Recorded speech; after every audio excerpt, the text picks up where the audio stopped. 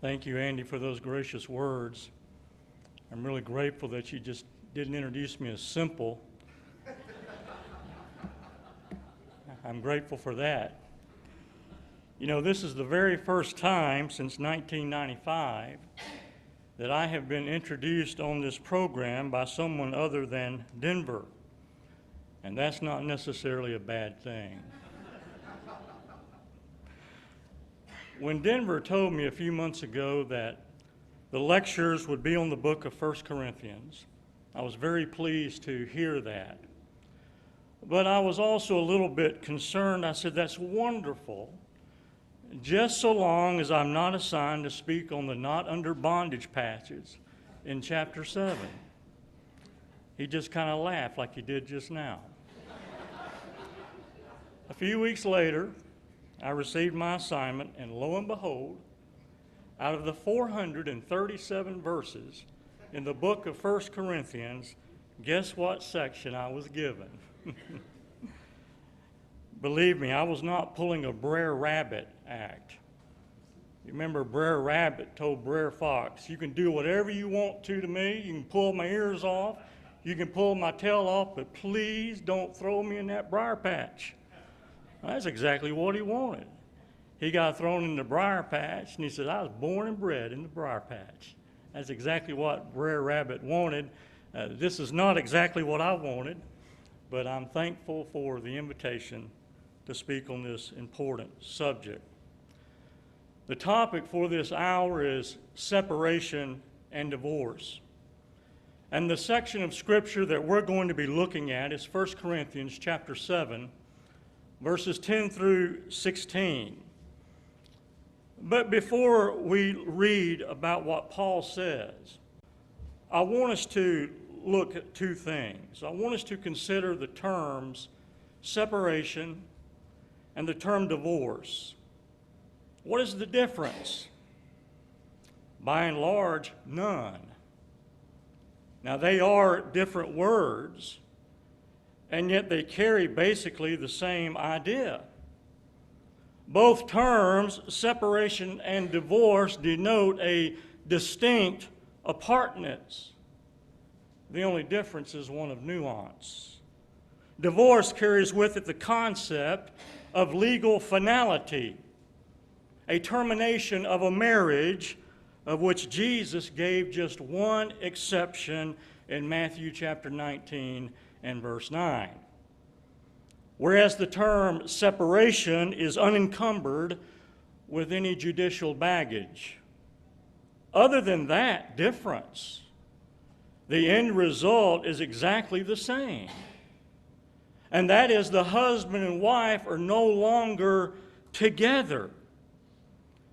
Now, some seem to see a little bit of affability, some comfort in the statement, oh, we're not divorced, we're only separated. But the fact remains, they are no longer living together as husband and wife.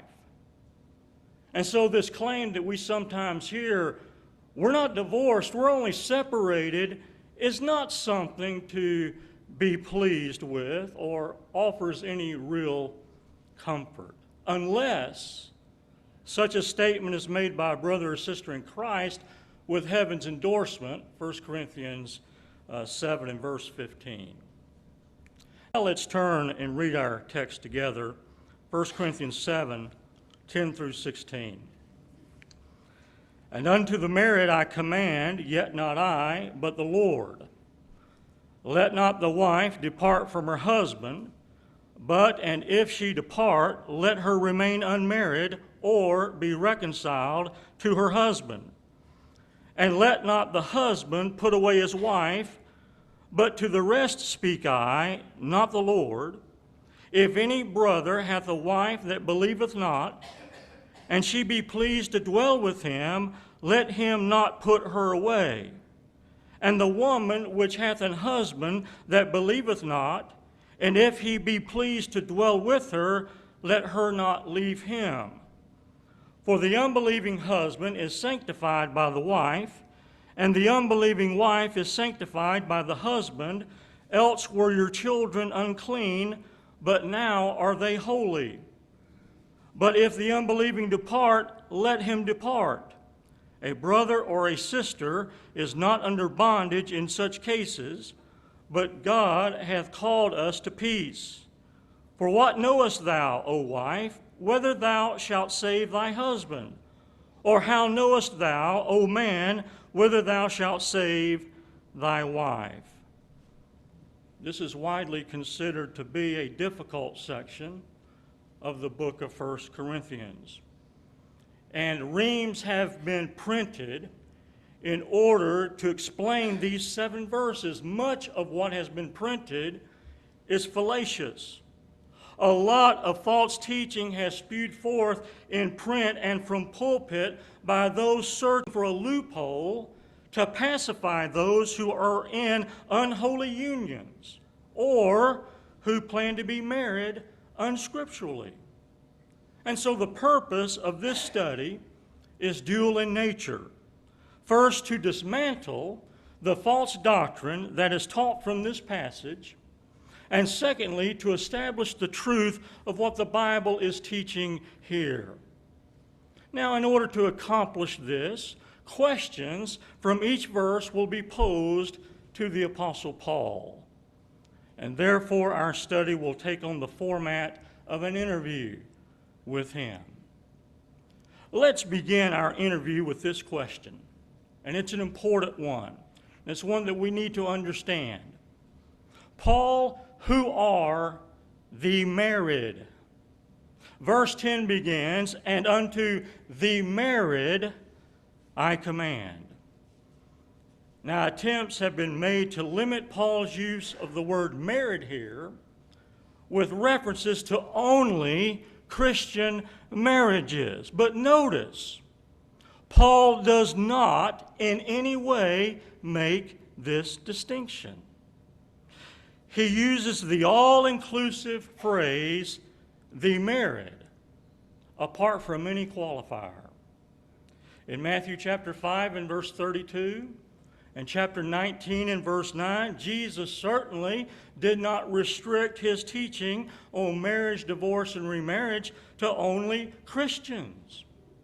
Instead, in both passages, he too used another all-inclusive term, whosoever. Whosoever. Paul certainly must not be accused of teaching anything that would contradict what Jesus, the Son of God, taught, regardless of what the subject matter may be. Now, regarding this question, who are the married, Brother Roy Deaver said this: the plain fact of the matter is that verses 10 and 11 relate to all marriages, not just marriages of believers to believers. Paul speaks plainly unto the married. What married? Answer, all the married. Believers married to believers, believers married to unbelievers, and unbelievers married to unbelievers. There can be no justification whatsoever for attempting to make the married in this reading to mean some of the married. The law which is dealt with in verses 10 and 11 relate to all marriages. Now, our next question is this: Paul, are you even inspired to discuss this subject? Because verse 10 continues, unto the married I command, yet not I, but the Lord, let not the wife depart from her husband. So the answer Paul gives is an unequivocal yes. He is inspired to speak on this. Now, please don't misinterpret what Paul is saying here, and don't draw the conclusion that somehow Paul is saying he was not personally speaking by inspiration when he wrote these words, by inspiration. Yet not I, but the Lord. All Paul is saying is, I have gone from giving inspired advice regarding the unmarried and the widows back in verses 8 and 9 to commanding. So, what Paul says here cannot be sloughed off or in the least bit disregarded. And furthermore, his words were not just for that day and time, but for all time. And what Paul teaches here is bolstered by what Jesus had already taught in Mark chapter 10 and in Luke 16. In other words, what Paul commands here has already been commanded by Christ. Therefore, it was inspired and it was infallible.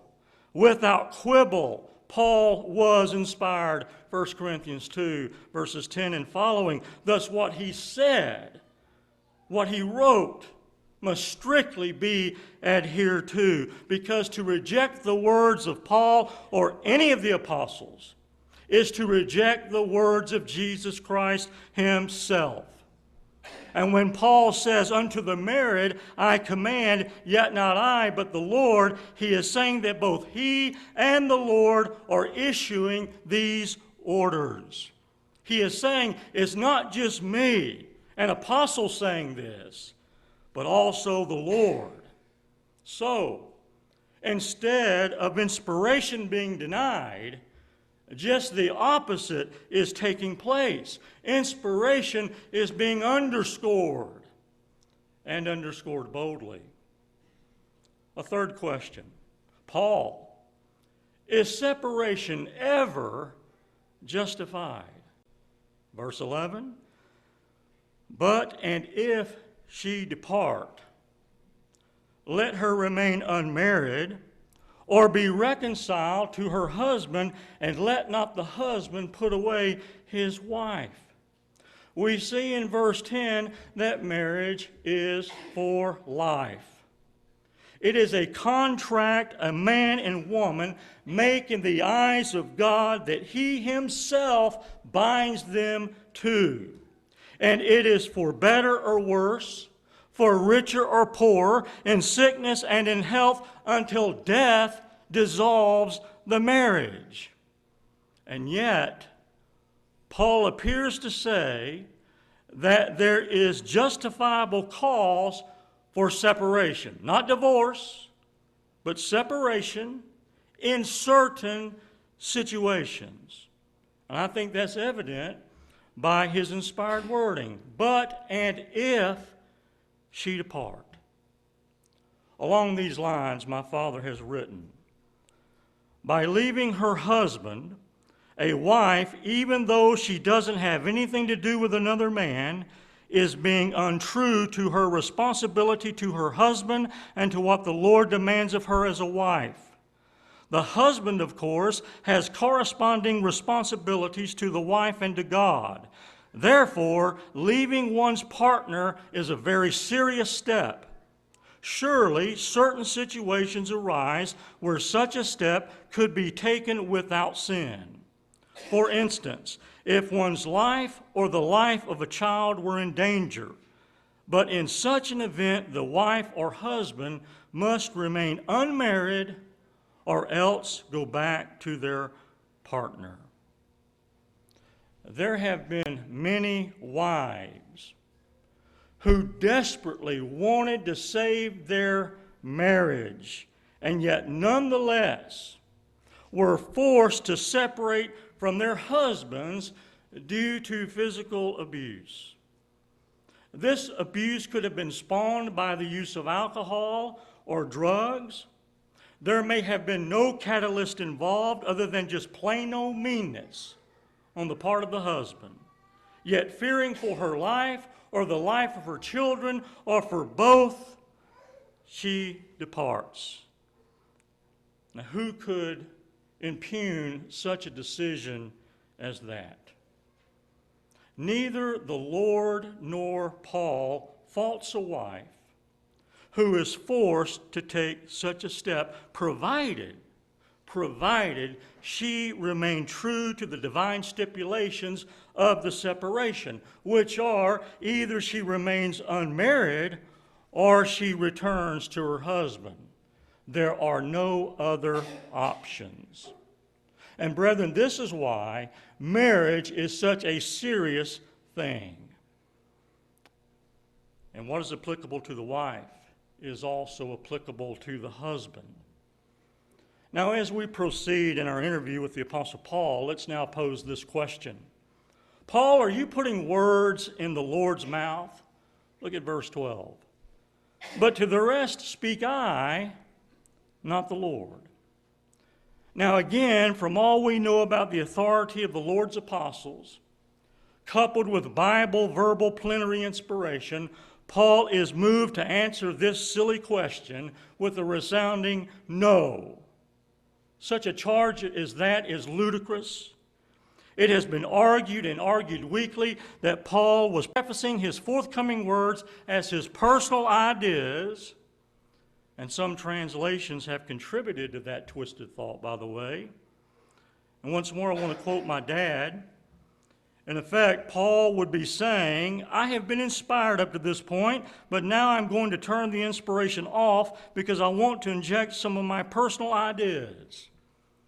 And then he explains, Paul is simply declaring that what he is about to say is something the Lord did not reveal while on earth.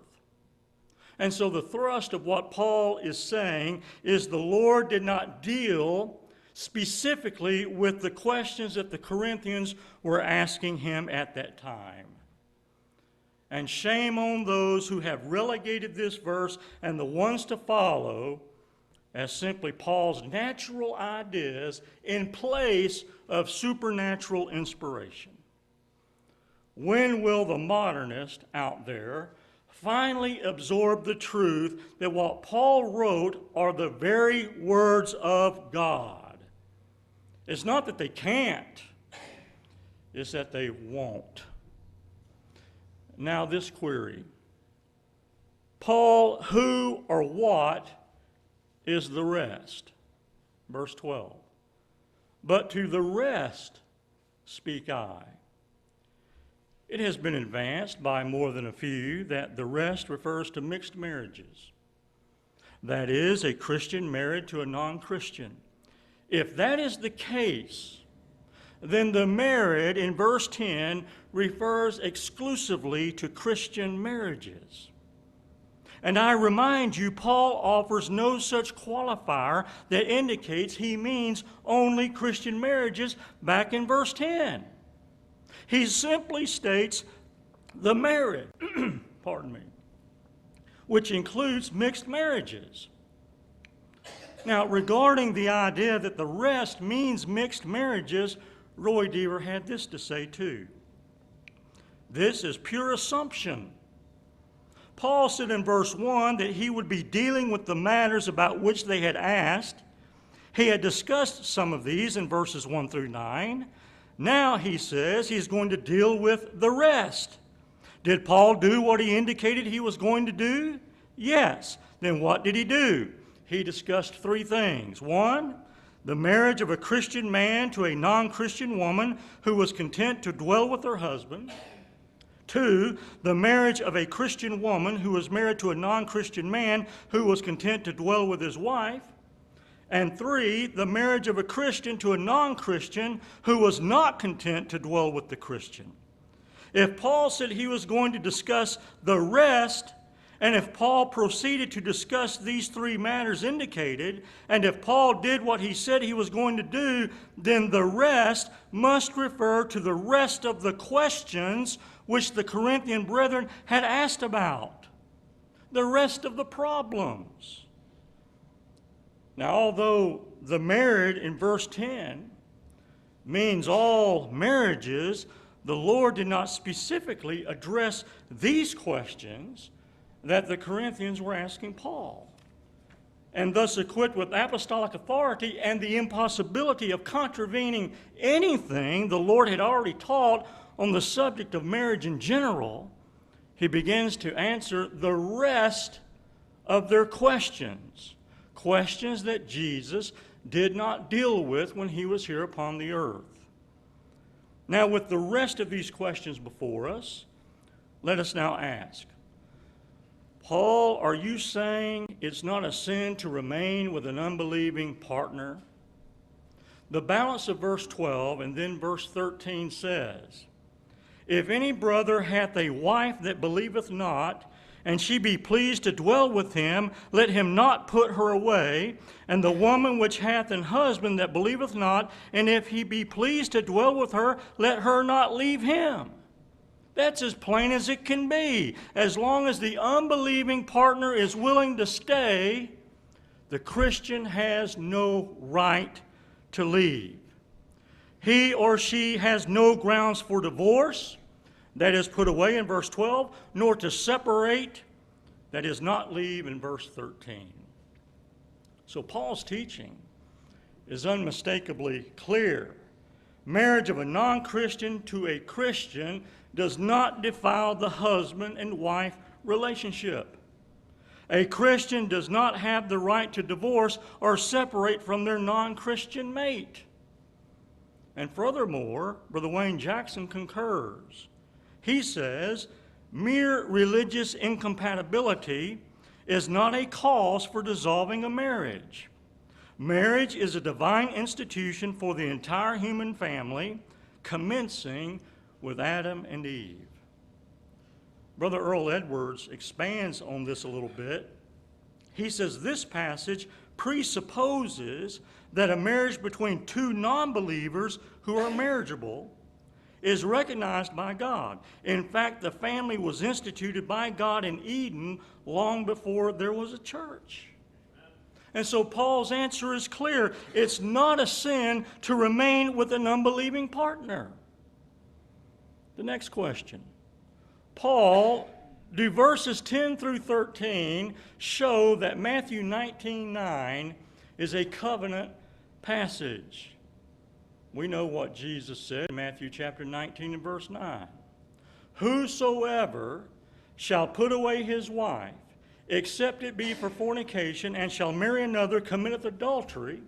And whoso marrieth her which is put away doth commit adultery. What do we mean by covenant passage?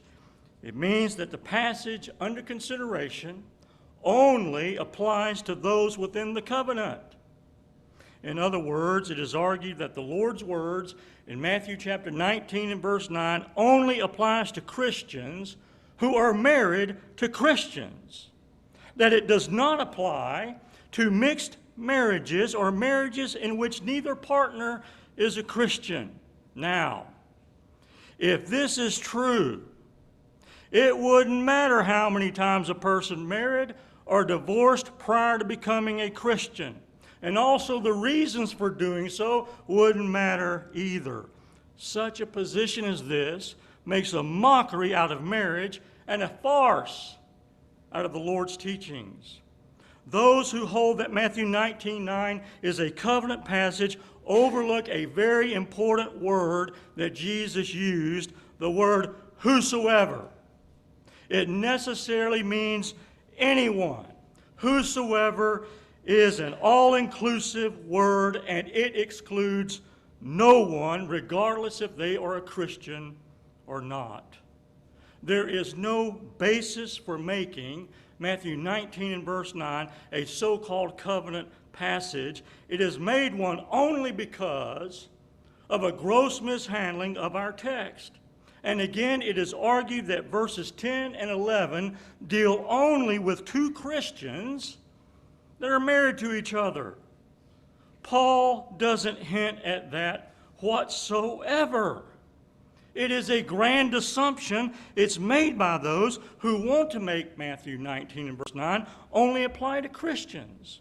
And based on that unwarranted assumption, they say that since verses 10 and 11 deal with Christians being married to Christians, and since Paul said Jesus dealt with this kind of union, and since verses 12 and 13 deal with a Christian being married to a non-Christian, and Paul says Jesus did not deal with this kind of union, and since Christ in Matthew 19:9 discusses marriage, divorce, and remarriage, then it must be that Matthew 19:9 only applies to 1 Corinthians 7, 10, and 11 with Christian marriages. That's their argument. And that Matthew 19:9 does not apply to the mixed marriages of 1 Corinthians 7, 12, and 13. You see, the whole argument stands on the assumption that the married, in verse 10, are Christians married to Christians. The problem is, this makes Matthew 19:9 bereft of any universal application, and you have Paul contradicting what Jesus taught, which is an impossibility. And so Paul blares out in siren tones, no, in no way do my words in 1 Corinthians 7:10 through 13 show that Matthew 19:9 is a covenant passage. Another question. Paul, how do you define separation and divorce? 4 times in this passage, he uses the term depart. He uses put away twice, and the word leave once. Do these words describe divorce or merely separation? As I said at the outset, the end result of both is the same. That is, the husband and wife are no longer together. The word depart in the King James Version is translated from the Greek word chorizo. Earl Edwards says this, but it evidently is a synonym of divorce here, since the woman who does it is unmarried, according to verse 11. Gary Workman says chorizo can embrace both separation and divorce. But unmarried in verse 11 does not necessarily have to mean divorced. It can simply mean unmarried to someone else, can it? In other words, separated. And since chorizo can refer to either separation or divorce, it serves, I think, to emphasize how God does not want any scripturally married couple to part, either by separation or by dissolution of the marriage itself, divorce. But I want you to notice this. Paul also uses the phrase put away twice in verses 11 and 12, as well as the term leave in verse 13. Both of these are translated from the Greek word aphomai. And unlike chorizo, which is ambiguous, this word, aphomai, has only one meaning, and this is it. In a legal sense, divorce. In fact, put away is rendered divorce in the New King James Version, the New International Version, the Revised Standard Version, and the New Revised Standard Version. Now, why did the Apostle Paul use 2 different Greek words in our text? Even though our English translations don't show us this usage, I think nonetheless that now that it's been pointed out to us, it ought to impress on husbands and wives that both actions, divorce and separation, are forbidden by God.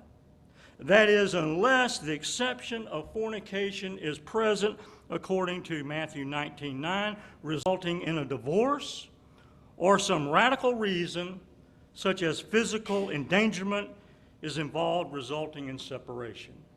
But even then, the only scriptural alternatives are reconciliation or remaining unmarried to another person. Verse 11. Paul, how is an unbelieving mate sanctified? Look at verse 14. For the unbelieving husband is sanctified by the wife, and the unbelieving wife is sanctified by the husband.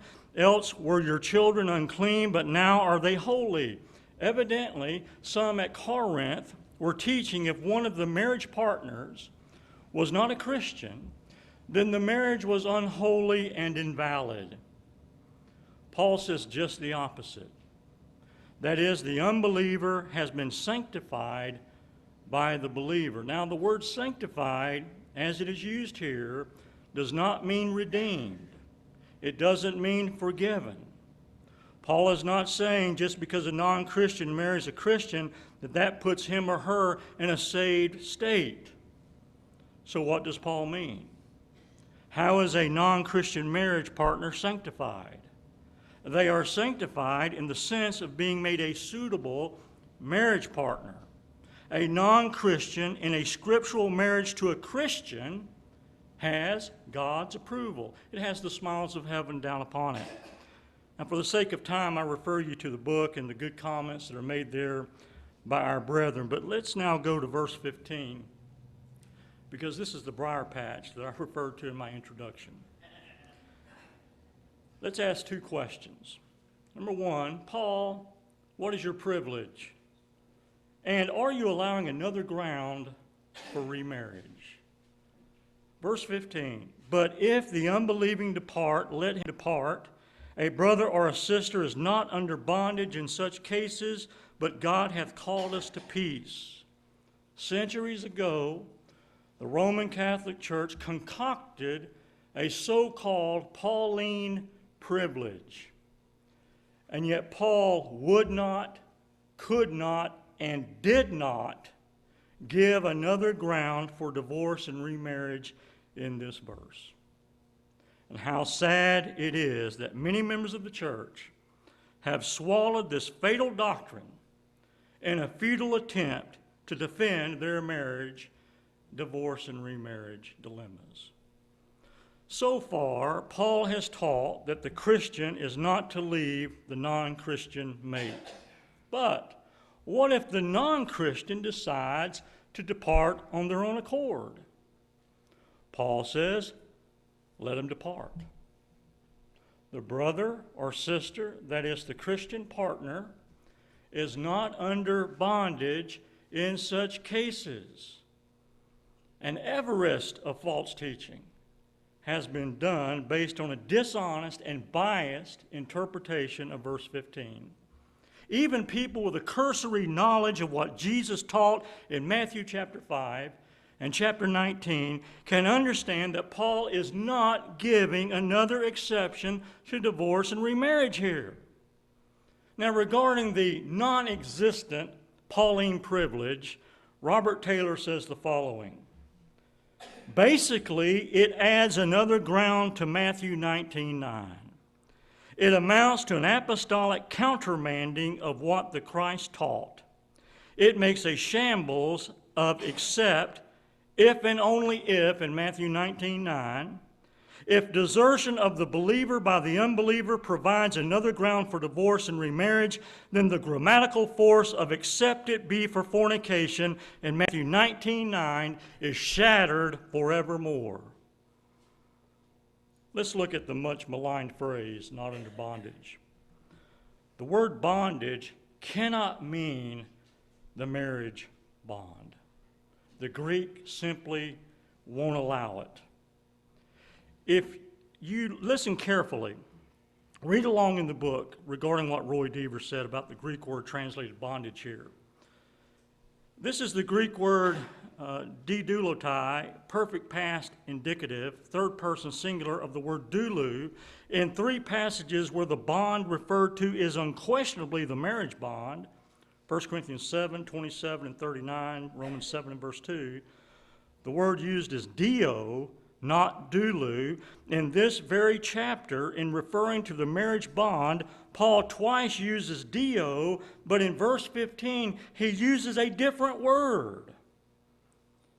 And he says, this fact is significant. And he goes on to say, the word doulou in some form occurs 133 times in the New Testament, and not a single time, unless 1 Corinthians 7:15 is the exception, does it refer to the marriage bond. This word refers to slavery. The Christian, the deserted Christian, does not stand, and in fact, never did stand under that kind of bondage. This very construction, the perfect tense verb, makes it impossible for the bondage under consideration to mean the marriage bond.